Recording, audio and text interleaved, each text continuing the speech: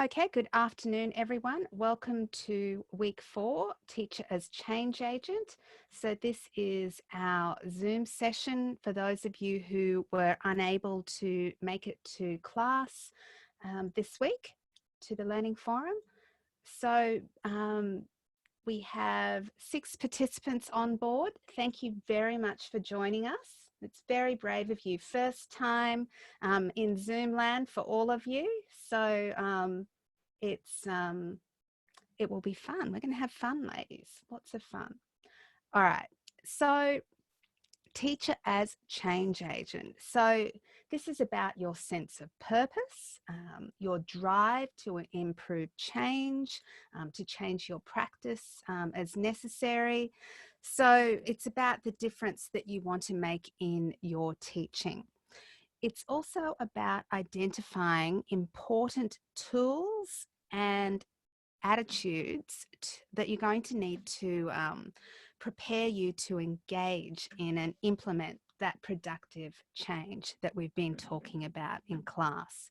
So this may be individually, or it could also be collaboratively with colleagues, possibly with parents, very much with parents if you are early childhood based, also primary based. Getting into secondary, probably not as much interaction with parents, but take every opportunity you can, but also with the community as well.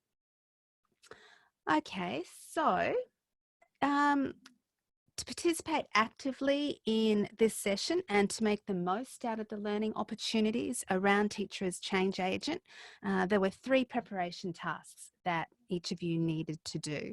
So the tasks provided knowledge about the different characteristics of resilience, change agent, and also professional learning.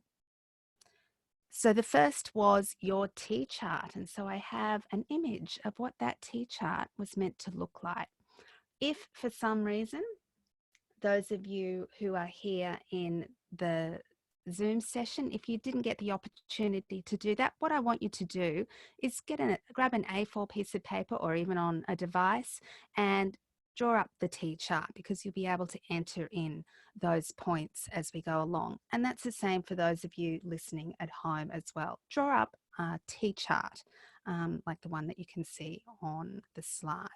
The second was completing the first module of BRIGHT, Building Resilience in Teacher Education. So you're going to be completing these modules over the next 4 years, and most of the time it's going to be linked directly to your professional experience.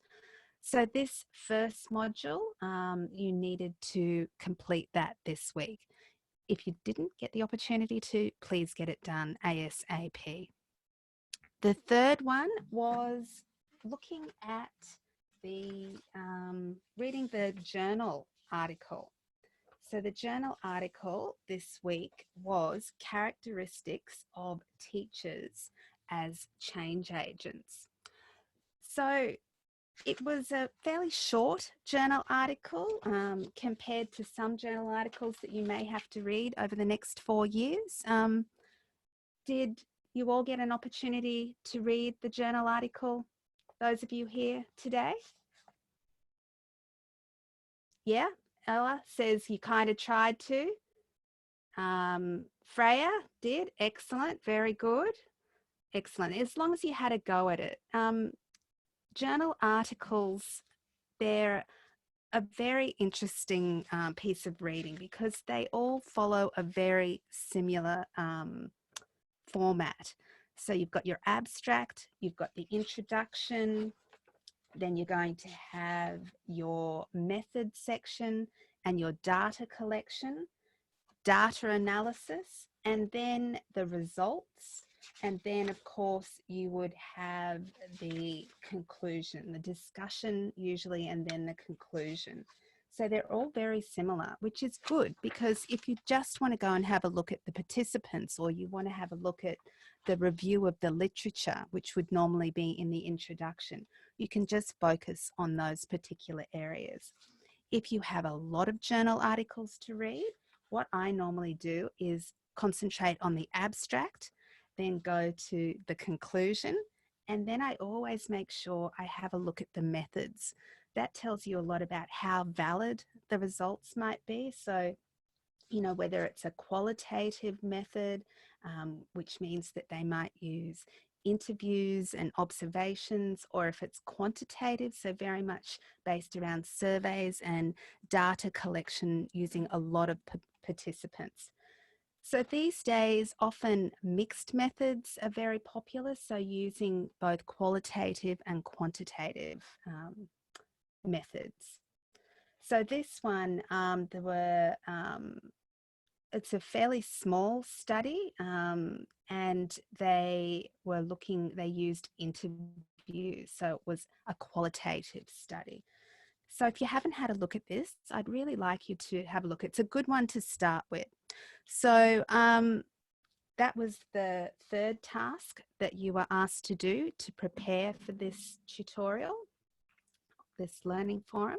And to be part of the Zoom session, you also needed to go through and pre-watch the clips. So I uploaded a preparation PowerPoint, and that's what we'll be doing in the future as well in all of our Zoom sessions. Okay, so to start with, those of us here this evening, can you please pull out your T-chart, because we're going to look at what you put in the resilient column. So this will have been from doing the Bright module. You would have, you know, thought about, you would have established some understandings about the characteristics that might be involved in being a resilient teacher. So Jen gave us some examples to start with. Her two examples were being able to bounce back and also the ability to adapt well. So what else did we find out? Someone's going to unmute their mic and share. What did you put in your resilient column? Come on. I had optimistic and positive as some. Okay, excellent. So when you unmute your mic, can you say your name and then your response? That would be really helpful. So who was that? That was Ella. Ella. Thank you, Ella. Sorry. So that's okay. No, we're all new. This is new to you. So I'll guide you through as we go. So Ella, can you repeat what you said about the characteristic of a resilient teacher? I had optimistic and positive Optimistic under and my positive. category. Excellent. What else? Who else is going to share? Emily, what did you have? Unmute your mic. That's it. I had a resilient teacher is a kind teacher and is also one that doesn't take things personally. Yes, that's really important. We have to be very careful not to take things personally and most definitely not to hold grudges. Anything else? One more person to share? Freya? You can do it. I had ensures a balance between work and leisure life. Very, very important. Unfortunately, this last weekend I had to work, so I had to cancel my hike, and I'm going to have to cancel it again this week because I've got too much work to do. So I am not a very good example here, am I? Don't take my lead, please. All right, so being able to bounce back. You can add these to your list as you go. You've missed some. The ability to adapt well, nurturing a positive outlook, being goal orientated. This is really important for a resilient teacher. So if there are some challenges that you're having, to unpack them and set yourself some achievable goals, some SMART goals. Keeping things in perspective, that's a really important one. Having a growth mindset, so approaching challenges rather than problems. Looking for opportunities for self-discovery. That's one that I think for me is important in terms of resilience, especially if you've been teaching for a little while. You may need some things to stimulate you to to motivate you in some ways. That one's really important. So, yep, taking care of yourself. So having interests outside of teaching and accepting that change is part of living. That's very important. So I can see that we have a few more participants that have joined in. Welcome. Welcome to Zoom land. So at the moment, for those of you who have just come in, we're looking at the T-chart that you needed to draw up for this particular session. So if you haven't done one yet, if you could draw one up now, that would be wonderful. Much appreciated. So well done. So that was the first point of sharing. So there will be many more. So those of you that have had a go already, well done. Okay. So in this learning forum, what we're going to do is apply your knowledge that you gained from completing those 3 engagement tasks to 3 different learning experiences. So the first learning experience, so it was a clip that you needed to watch prior to coming online, and it was around the introduction, implementation and impact of an inquiry-based learning approach. So this was in a prep classroom. And I have to say, this was really inspirational. Did we enjoy this clip? Did everyone get to watch it? Thumbs up, thumbs down. Be honest, if you didn't get a chance to watch, you didn't get a chance to watch, that's okay. That's not a problem. So it was about an arts-based inquiry approach. So the inquiry cycle referred to in this clip, this is a process or an approach that involves encouraging students to ask questions. So questions based on investigation of a specific topic. So a topic or questions that might lead to the creation of new ideas and concepts. So this is the kind of inquiry that we saw in this clip. And often, like it did in this clip, it results in innovation or action. So Freya, if you didn't get a chance to watch it, I would definitely have a look because it was really interesting. And I think that you would be able to pull out lots of points to add to your teaching companion as well for your first placement. Lots of really good ideas. So the task that was set for you involved identifying the characteristics of teacher as change agent evident in the clip. And so we wanted you to enter these into the other side of your T-chart. So from reading the article, this may have really assisted you as well. So the article, this would have assisted you in really understanding some of these particular characteristics that, you know, there were 4 major characteristics that were identified in the article, some general characteristics. Can anyone tell me what they were? Who read the article?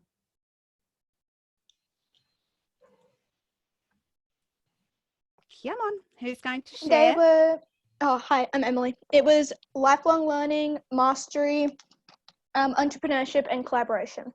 Well done. Thank you, Emily. Really good. I always have trouble pronouncing entrepreneurship. I'm glad you were the one that said it first. It's a really tricky one. Okay. So did you observe any of these 4 characteristics in the clip, Emily? While you're munching on your bicky? Oh, it's chocolate. Oh my God. There was definitely some collaboration. A lot of collaboration. Yeah. Anything else? What else did you write in your T-chart? I wrote like collaboration, giving guidance, positive attitude, all that sort of stuff. I have a lot. Excellent. Anyone else like to share? 说那个 tutorial 就是说下周停课，他停课是不上了，还是说他改成？ I think someone needs to mute their mic. Is that? I'm not sure who it is, but Could everyone make sure that if they're not speaking, that their mics are muted? That would be really helpful. Thank you very much. Okay, so I think that Zering, I think that might be how, Zero, are you able to mute your mic, please? Okay, I am going to manually mute your mic. All right, so anyone else? Anything else that you might like to share? Gali, did you get to watch the clip?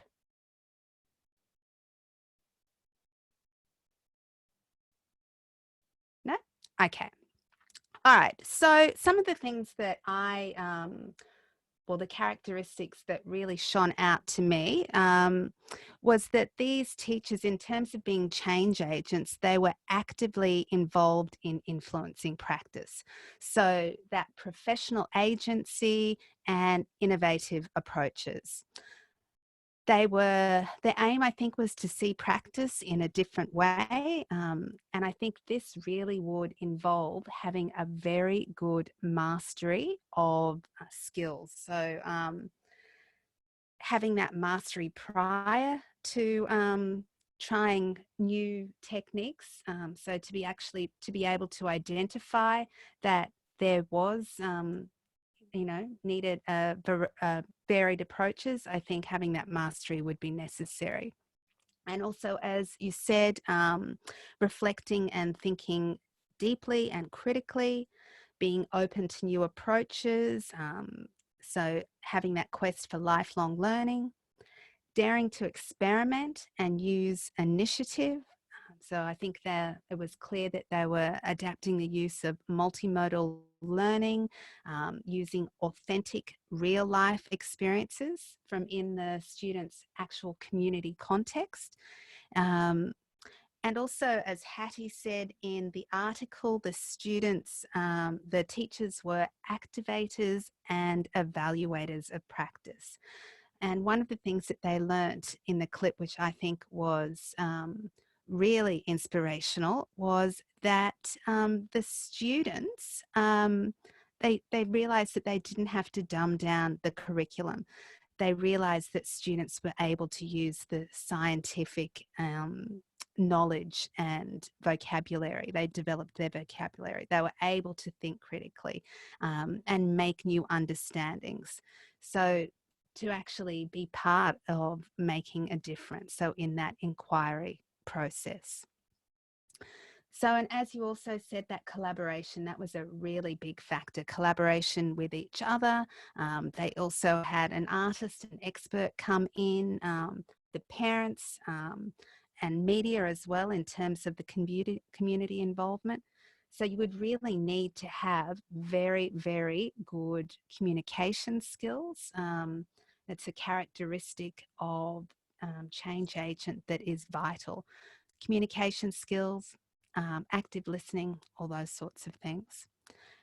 So they really did create powerful and collaborative learning environments and a learning environment. So using that whole school approach. And one of the other things as well was that they were empowered. So the teachers and the students. And also through that, the teacher's professional identity, I think, was something that was really enriched. So it was very powerful that they could see that they did make a difference in the students' learning outcomes. Do you think these teachers would have considered themselves change agents? Ella, what do you think? Did you get to watch the clip? I didn't get enough time to, but from what you said, I don't really think they would have considered themselves like as a change agent, but like they were without knowing. Well, when you see the clip, they definitely were change agents. But I think with a lot of teachers, they may just think that, hey, it's just part of my classroom practice for me to do this. But, you know, in this particular incident, they were definitely change agents. They saw increased student vocabulary development. They saw students' development of their confidence, and the student's sense of self was really elevated as well. And the students themselves were empowered by being change agents in their community.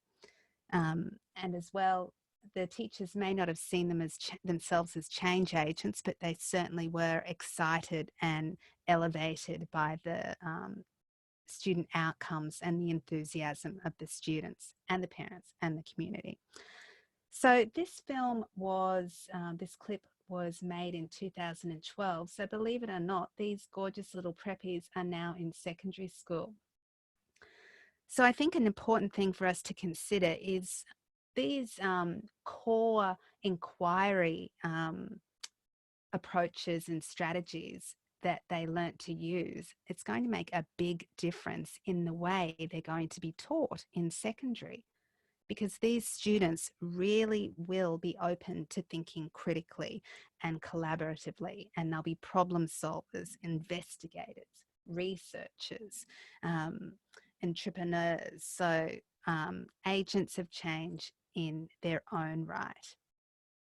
So if you didn't get the opportunity to watch that, please go back and do it, because it is definitely worthwhile.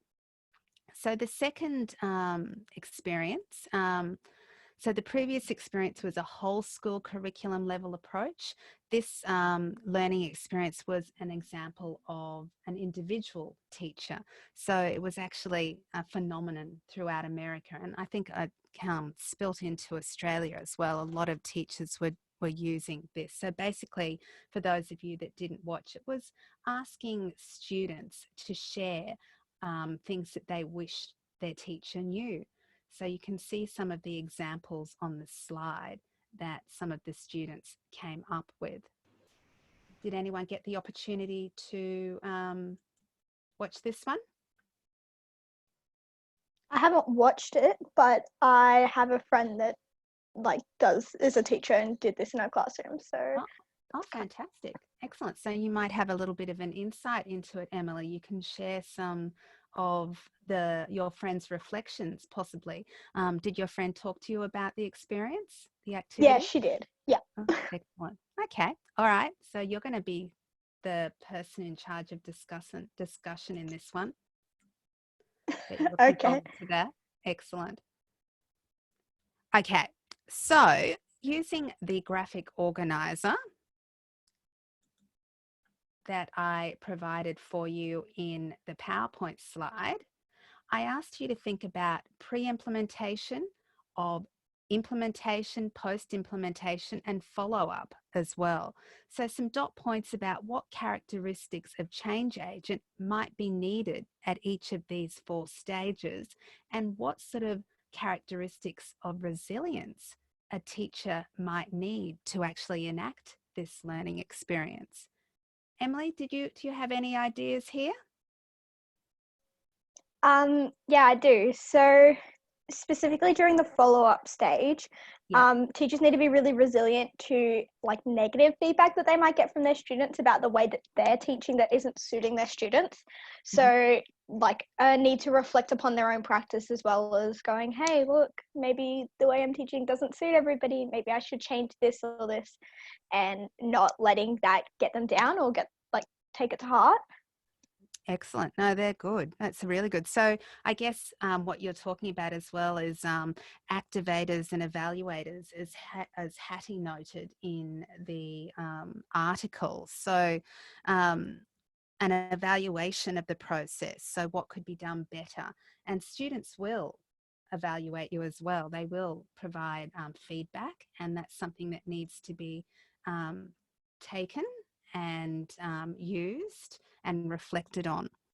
So what about in terms of actually that pre-implementation? What sort of characteristics might it need for a teacher to actually develop this activity and to implement it in the first place? What sort of characteristics would you need?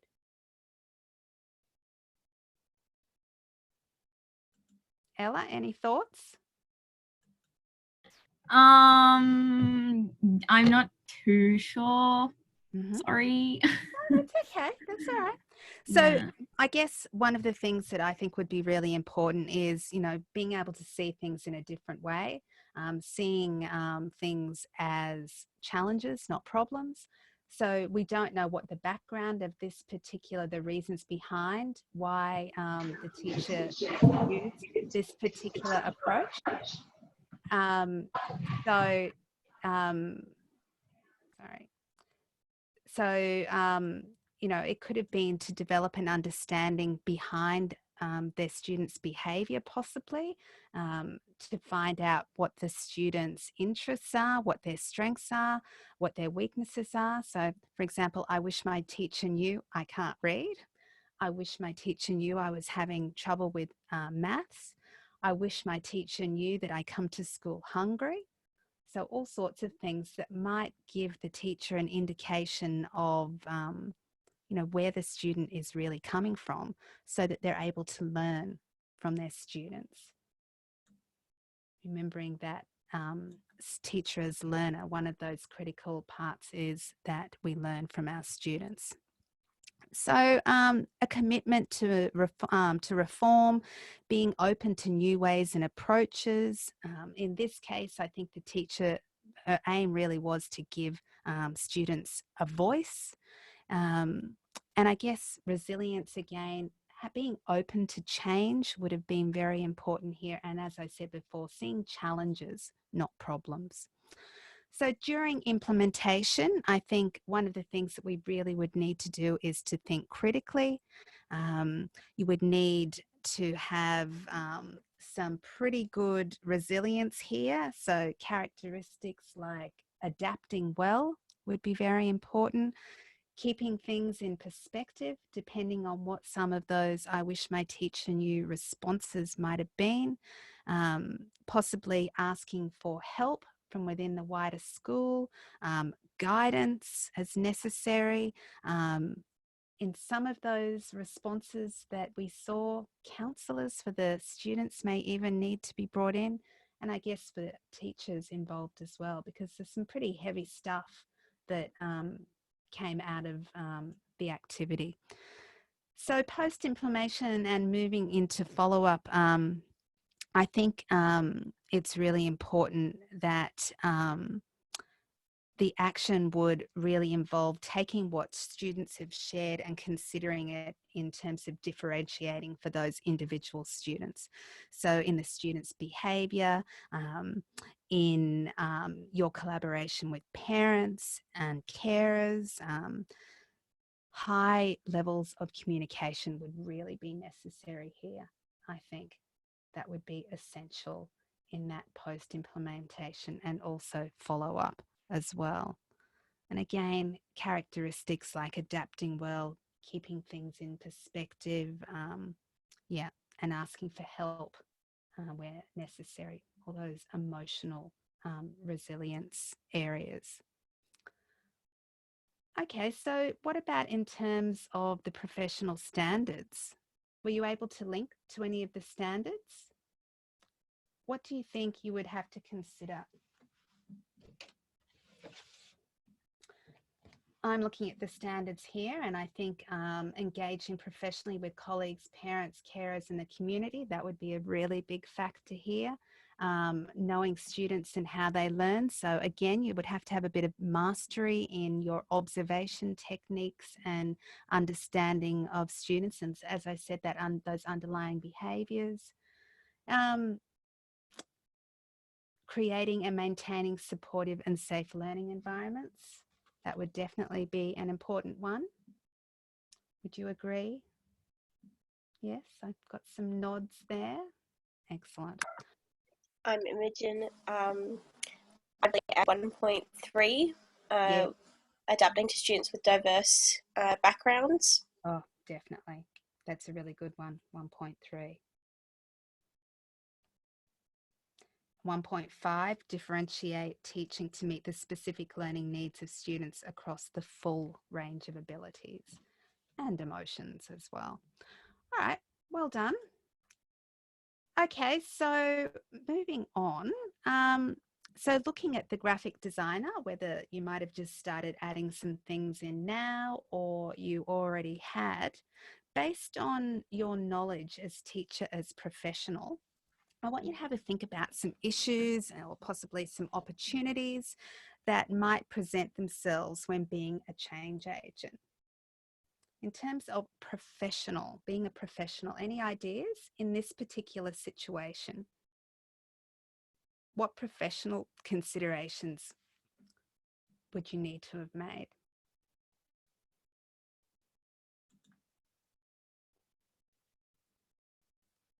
Got Sophie here now too.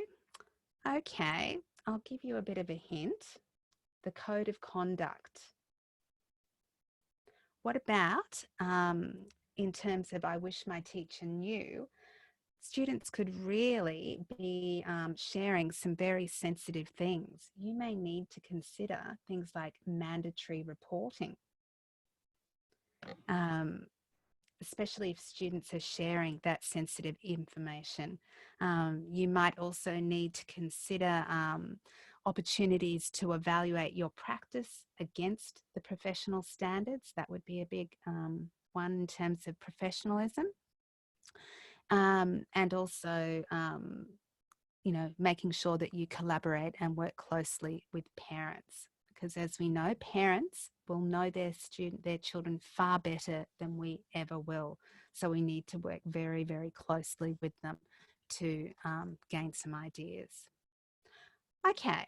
So our third experience, it's about manipulating materials. So the previous examples that we looked at, they were of other teachers and the impact that they had on the students.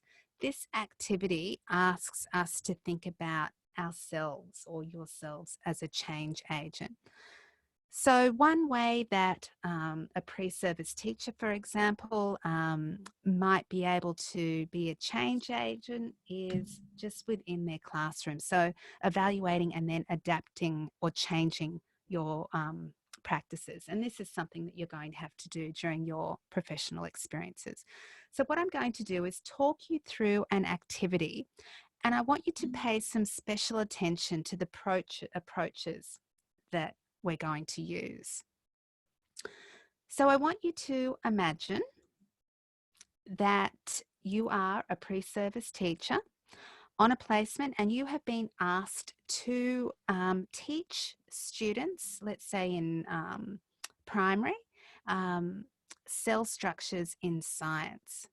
So from your observations of your students in the first week of your placement, you have identified a number of things. So first you identified that a number of the learners developmentally still liked hands-on activities. And you also noticed that there were a lot of students that were particularly heavy into Minecraft. So we all know what Minecraft is. Probably far better than what I do, you know, with the use of the crafting boxes, and so you can have survival mode and creative mode. So students in this experience would be in creative mode. So what you're asking the students to do is, I guess what you're doing as a teacher is combining the curriculum content, so teaching them about cell structures, with your pedagogical response, so differentiating for individual learners' interests, their needs and their strengths, and your teaching strategy. So the use of hands-on manipulative activities with a reference to a real-world interest that the students can actually relate to. So the task involved dividing each table in half because you had limited resources, which is often the case. So you're going to divide the table into two separate groups, and they would have to decide those groups. One group would create an animal cell and the other a plant cell. So they would be using all of the different materials in their Minecraft chest in their crafting box. So you've given the students 5 to 10 minutes to make these, and then afterwards you're going to ask them to compare the two cells. So they're going to discuss each of the groups, what's similar and what's different. So you also use an online timer so they know how much time they have. You're going to ask them to make sure that they put the materials back as they were before, so the next students doing the activity can have the same experience. You'll walk around the room, you're going to check for understanding, you're going to use strategies to keep children on task. And of course, one of the important things is you're going to be making sure that they engage cooperatively in their group work, that they're sharing materials. So I did this task internally with my group on Tuesday. And, you know, we divided into groups and I walked around the room and I noticed that some of the students had some prior knowledge about cell structure and cell development. And so they were able to discuss it and they had some pretty good understanding of the vocabulary as well. So I was able to extend their learning. I went over to another group and they were actually having difficulties sharing resources. So I had to assist them and make sure that they were working cooperatively. So I really had to think about some behaviour management strategies there. So I was busy, I was on my feet, I was moving from one group to the other and interacting, getting down to the students' level. So very, very busy. With one person, there were 6 groups, so with one teacher. So lots to do in that small period of time. So can you think of, you know, what we were actually, that specific activity, using the manipulatives and working in groups, what kind of constraints do you think there might have been? Any thoughts? Yep. Who's going to share? Come on. This is Imogen. I'd probably say time is a big factor. Certain children will take longer to do the activity, and then also about the children's attention. Some children will be able to have that attention for a longer period of time than others. That's a really good one, definitely. What about limited resources? Yeah, that's something that as students you might come up with. Not all schools, I don't know, those of you that watched the prep clip, they had amazing resources. All of the electronic whiteboards and, you know, looking at these images as well, lots of different resources. As teachers, you're going to have to make some of those resources, especially when you're out on placement as well, if you have particular ideas. Of course, there'll be resources in the school, but part of teaching is about making your own resources as well. Any ideas of how the lesson could have been improved? It's Ella here. Hi. Could you have had like less, like more, like bigger people in the groups and just like make the number of groups smaller, so then there's kind of less having to like look around and make sure everyone's on track? Yeah, that's true. But I guess with larger groups, it's going to be noisier. There's going to be more opportunities for students to get distracted. Ideally, for me, if I could have had more resources and possibly had them in pairs, that would have been really good. Yeah, but, you know, resources is a really big one. So, but I like your idea. You know, you're thinking of strategies, you're using your initiative to think about ways that you might actually work through that. Okay, what do you think some other ways might be to use the Minecraft? Has anyone ever seen Minecraft in action, like using it in classrooms?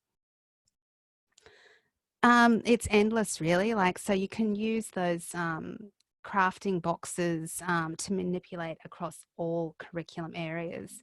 And, you know, especially in things like maths and also in literature as well, lots of different ways to use it. When you go out on placement, you might actually see it in action. So some of the things, yeah, does someone? I'd probably add that you can do a lot of sorting and organizing in Minecraft, and also use the electric system to do coding and to learn about electricity. Fantastic. Yeah, really good. That's great. Some good things. See, you know it far more better than what I did. I actually, when I realized we were using Minecraft as an example, I actually had to ask my 14-year-old son to explain it to me. So, yeah, it's a bit sad, isn't it? I'm showing my age. But I did, one of the students in my tutorial said it's the best game ever. So there you go. All right. So in terms of manipulating materials, what can we say? What do you think might be some benefits of manipulating materials for students learning? Any thoughts?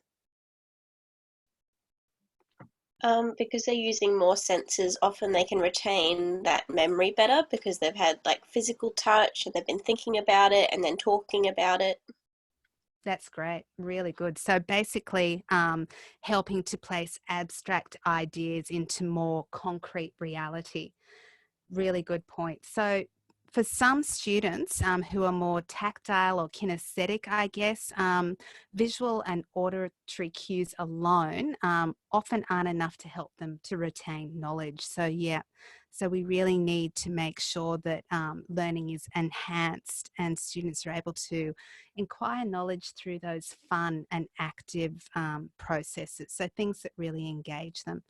And also manipulating in terms of working collaboratively as well. That's really important, being able to share ideas and perspectives. It really encourages students to negotiate ideas and organise roles and timeframes together as well. So lots of benefits of those kind of activities. Okay, so as a pre-service teacher, I guess, who wants to improve and change their practice, what kind of characteristics of resilience would you need to draw upon to enact this particular experience that we went through? Have a look at your T chart. What are some things that you might, what sort of resilience characteristics might you need? Any thoughts, Sophie?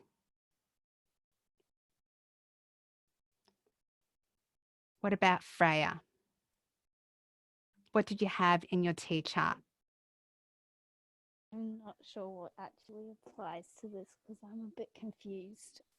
Okay, so as a teacher, you know, to be able to do all of these activities, and I've talked through lots and lots of different things that activities and approaches and strategies, you would need to have mastery, wouldn't you?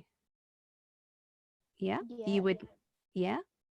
You would really need to be able to adapt with those group works, with the groups. You would need to be able to have a good knowledge and understanding of the individual students. So you would need good communication skills. You would need to be able to listen and observe very carefully. So very good skills in active listening. So all of those sorts of things that are important.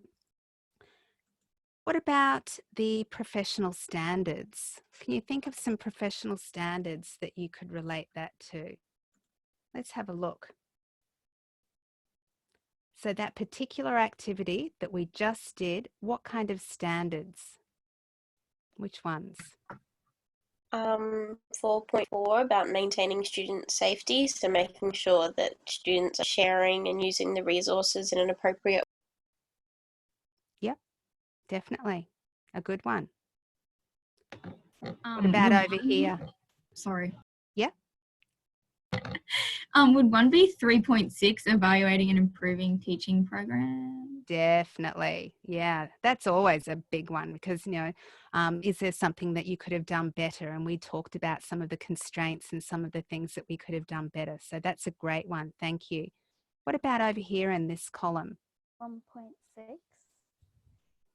So strategies to support participation of students with a disability. Yeah, always need to consider differentiating for all of the needs and diversity. Important one.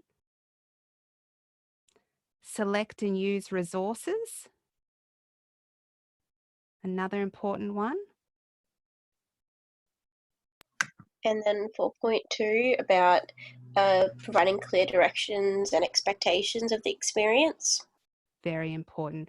So we provided verbal understandings and directions, and we also wrote it up on the board as well. And we made sure we used an electronic timer as well, just so that students had a good idea of how much time they had. So lots of different standards that we could relate to there. And also, what about in terms of assessment? We talk about exit tickets. What could we do? What could we have done in terms of evaluating the students' understandings and knowledge from that particular activity? Anyone think of a good exit ticket that we might be able to use? If we took photos of their work and also got them to like write up something afterwards, or like even talk to a camera if they didn't want to write about what was in the process and explain it, then you could also assess that through their like understanding and going over the criteria that they had and comparing it to what they say. That's excellent, Emily. What a really good suggestion. Very good. And I also thought about maybe getting them to label their creations as well. So especially for those younger students who are in early literacy. So to get them to write labels and put them against their cells. Well done. Okay, so let's take what we've learnt today around teacher as change agent, and I want you to actually think about part B of your assessment task. So your personal response, so the oral component, which will be recorded over slide 2 of your PowerPoint.